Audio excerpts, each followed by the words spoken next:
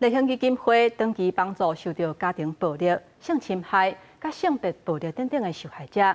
今年成立是已经第35年啊。这2天因举办性别公众教育列车的活动，用火车环岛伫内底演出行动剧的方式，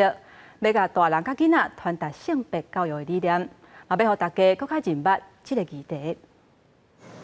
大人带囡仔做阵上火车，因今仔日要坐唔是一般的列车，是立宪基金会成立35周年所规划的性别公众教育列车。列车会环岛天靠北车站，各有剧团演出，以行动剧传达性别教育的概念，估计有1000人参与。这种方式较活泼、较趣味啦。透过不同的方式来让大众能够了解性别在我们生活当中，可以突破这个我们过往比较是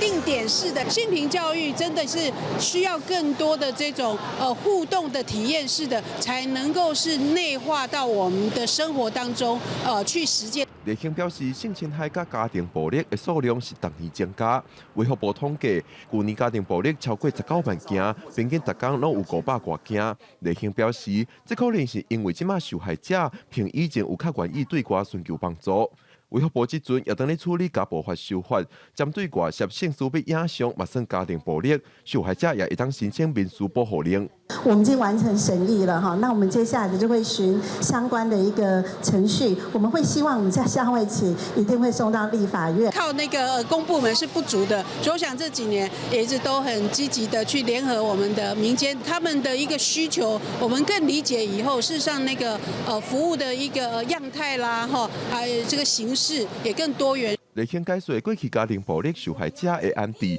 拢注重伫短期的案例，但是这几年豆豆了解受害者了后，慢慢走向长期的生活中见，让受害者唔但解脱暴力，也通离开对社会福利的依赖，有法度自主生活。记者郭文条随台北报道。